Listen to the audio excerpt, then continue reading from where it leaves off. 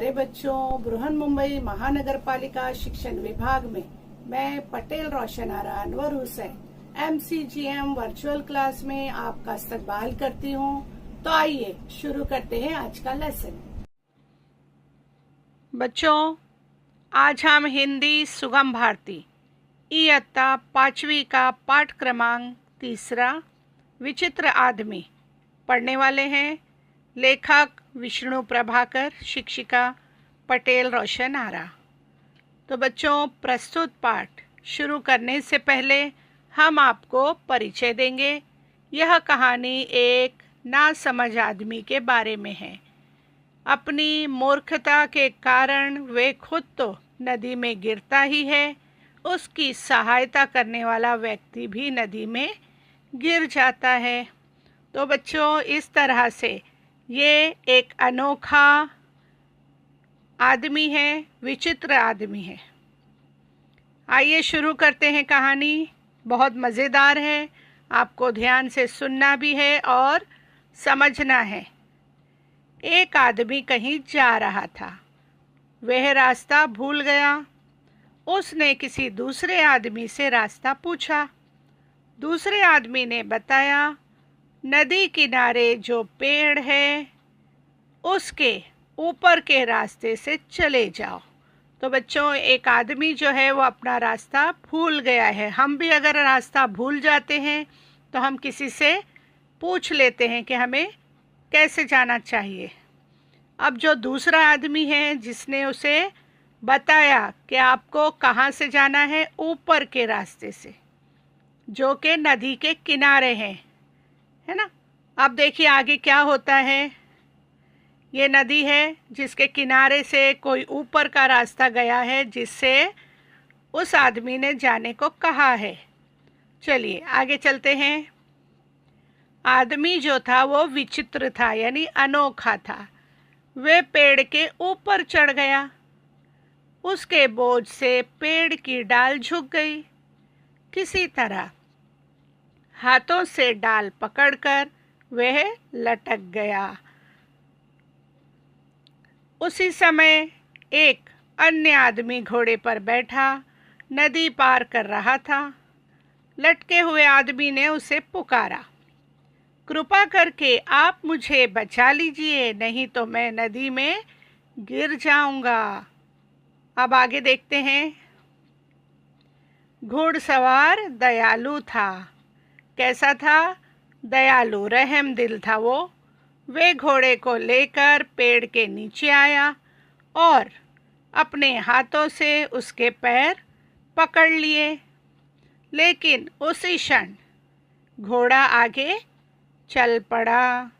आप चित्र में देख सकते हैं कि किस तरह वो आदमी जो है मदद करने के लिए आया। उसने उसके पैर पकड़े कि किसी तरह उसे बचा सके, लेकिन उसका घोड़ा चला गया और बेचारा घुड़सवार भी उसके पैर पकड़े हुए लटक गया। ये देखकर उस विचित्र आदमी ने घुड़सवार से कहा, इस प्रकार लटके लटके तो हम दोनों नदी में गिर जाएंगे। यदि तुम गाना जानते हो तो कोई गीत गाना शुरू कर दो।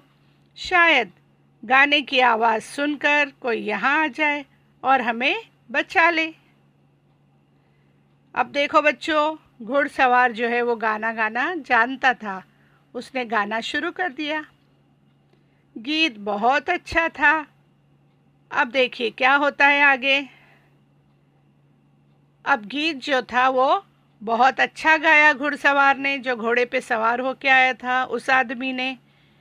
अब गाने पर ताली बजाने के लिए विचित्र आदमी ने अपने हाथों से पकड़ी हुई डाल को छोड़ दिया।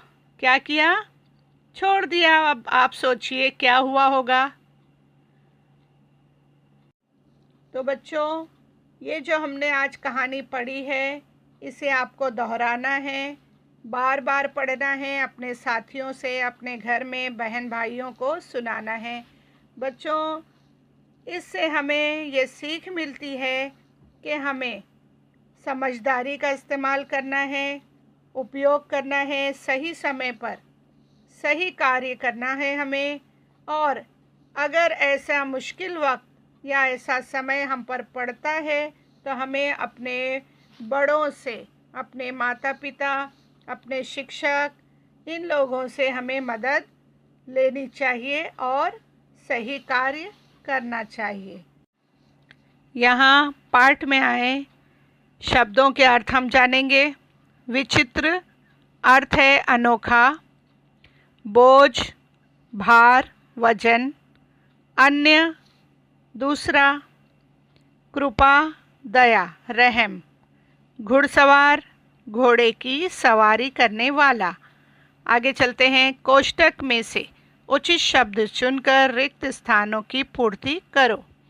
यहाँ पर शब्द दिए गए हैं, आपको रिक्त स्थानों में उन्हें लिखना है।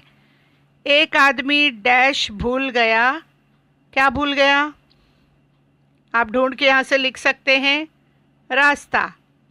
पेड़ पर चढ़ने वाला आदमी डैश था। क्या था? कैसा था वो आदमी? विचित्र। तीसरा है, उसके डैश से पेड़ की डाल झुक गई। किसकी वजह से झुक गई थी? बोझ। चौथा है, घोड़े पर बैठा आदमी डैश पार कर रहा था। अब आपको यहाँ से शब्द जो है चुनकर लिखना है। घुड़सवार डैश जानता था। तो बच्चों, यहाँ पर आपको सही शब्द चुनना है। वाक्य को पूर्ण करते हुए आपको लिखना है। यहाँ आपके लिए हमने उत्तर लिखे हैं। एक आदमी रास्ता भूल गया। दूसरा है, पेड़ पर चढ़ने वाला आदमी विचित्र था। उसके बोझ से पेड़ की डाल झुक गई। घोड़े पर बैठा आदमी नदी पार कर रहा था। घुड़सवार गाना जानता था। इस तरह ये यहाँ पर कोष्टक में दिए गए शब्दों का उपयोग करके इन वाक्यों को पूरा किया गया है। आप इन्हें देखकर लिख लें। भाषा ज्ञान एवं व्याकरण। बच्चों, यहाँ पर कुछ शब्द दिए गए हैं जिन्हें आपको वाक्यों में प्रयोग करना है। आप अपने वाक्य बना सकते हैं। आपके लिए यहाँ पर वाक्य दिए गए हैं। पहला है विचित्र। गेंडा एक विचित्र जानवर है। इस तरह इन शब्दों को अपने वाक्य में आपको प्रयोग करना है। मैंने नदी में स्नान किया। यहाँ आपको उपयोग करना था नदी। डाल, डाल पर बंदर बैठा है। आप अपने वाक्य भी बना सकते हैं। दयालु, संत बड़े दयालु होते हैं। आखिरी में है अच्छा। सुनील अच्छा लड़का है। इस प्रकार हमने यहाँ पर वाक्य बनाए हैं।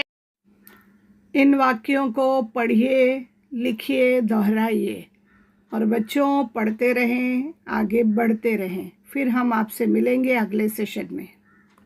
प्यारे बच्चों, आज का लेसन आपको अच्छा लगा होगा, समझ में आया होगा।